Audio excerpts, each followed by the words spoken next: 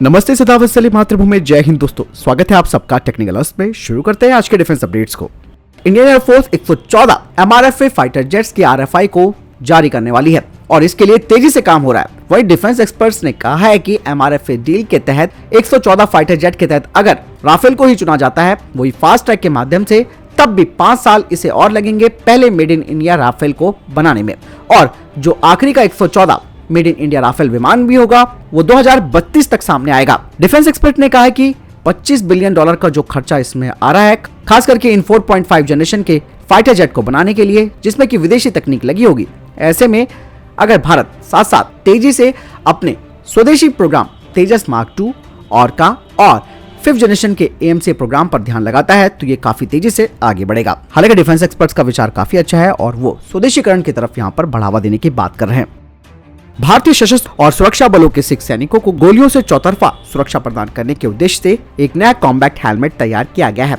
कानपुर की निजी रक्षा firm MKU के द्वारा डिजाइन और विकसित ये हेलमेट हल्का है और यही नहीं, इसके अलावा ये एंटी फंगल और एंटी एलर्जिक है। साथ ही ये वेदर प्रूफ, केमिकल प्रूफ और फ्लेम रेजिस्टेंस भी है। और इसमें सबसे खास बात है कि ये बेहतर शॉक एब्जॉर्वेशन के साथ आता है। इस हेलमेट का नाम वीर रखा गया है, जिसे कि सिख सैनिक अपनी पगड़ी के नीचे के कपड़े के ऊपर आराम से हेलमेट पहन सकते हैं। MKU ने कहा कि हमने अपने सिख सैनिकों के लिए बेहतर सिर की सुरक्षा की आवश्यकता को देखा और उनके लिए इस तरीके के कॉम्बैक्ट हेलमेट को तैयार किया है। और ये अपनी तरह का पहला मल्टी एक्सेसरी माउंटिंग सिस्टम है, जो हेड माउंटेड सेंसर और संचार प्रणाली, इसके अलावा नाइट विजन गॉगल्स और हेलमेट पर कैमरे जैसे आधुनिक लड़ाकू उपकरणों को सक्षम बनाता है।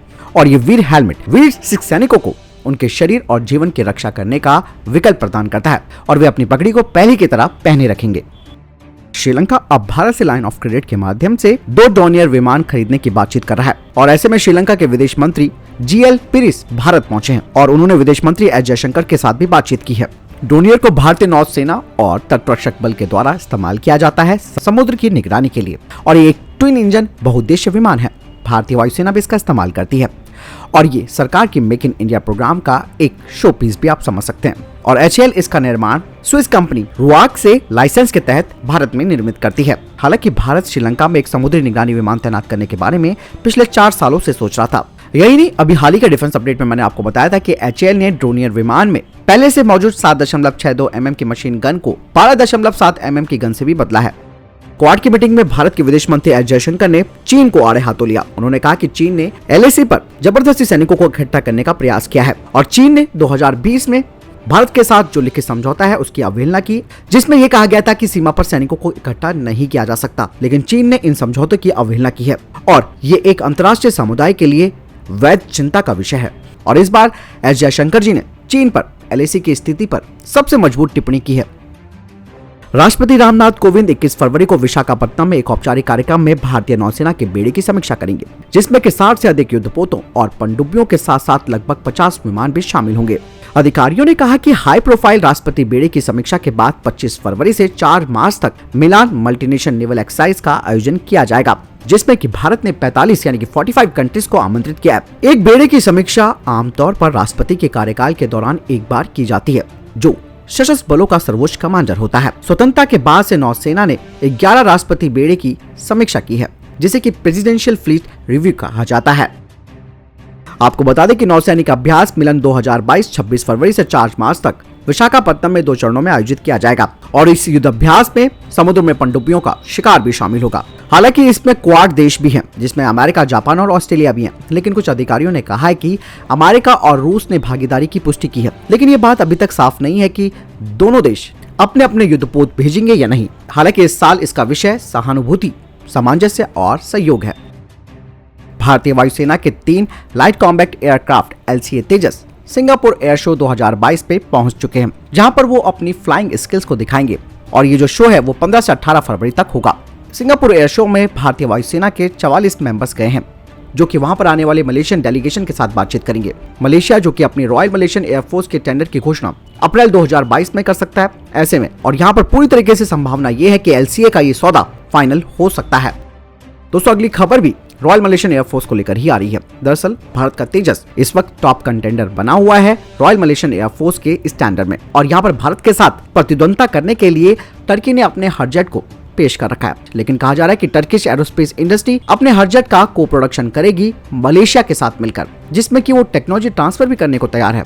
ये नहीं, टर्की ने कहा है कि वो इस एयरक्राफ्ट के बिड प्राइस को भी 30% तक कम कर देगा और मलेशियन इंजीनियर्स के साथ इसे बनाएगा और ये फाइटर जेट मलेशिया में ही असेंबल किया जाएगा।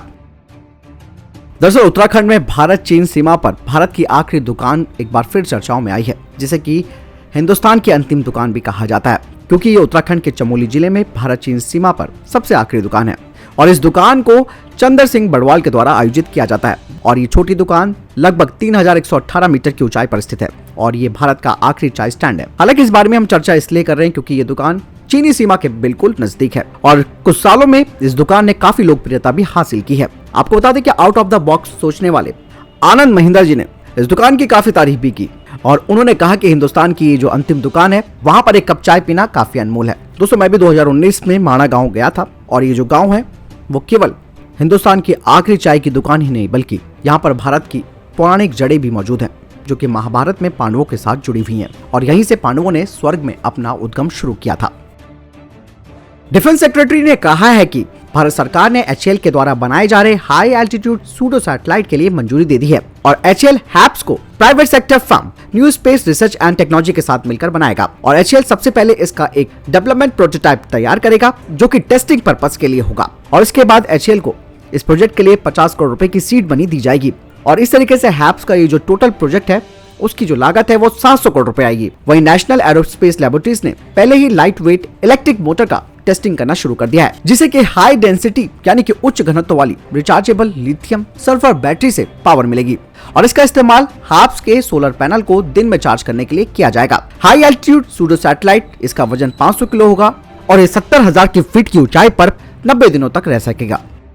भारतीय सेना ने अपने फ्रंट लाइन सैनिकों को, जो कि खास करके नॉर्थ सिक्किम बॉर्डर पर तैनात हैं, उन्हें लेटेस्ट 7.62 mm SIG 716 राइफल और ऑल टेरेन व्हीकल्स को उन्हें दिया है, जिनसे कि सैनिक 15,500 फीट की ऊंचाई पर दुश्मनों का मुकाबला बेहतर तरीके से कर पाएंगे। तो दोस्तों, ये था अभी तक के टॉप डिफेंस और स्पेस अपडेट। वीडियो के संबंध में कोई प्रश्न जवाब है, आपका कोई सवाल है, कमेंट सेक्शन में लिखकर जरूर पूछ सकते हैं। मिलता हूं नए वीडियो के साथ, ख्याल रखिएगा अपना। नमस्कार, जय हिंद, वंदे मातरम।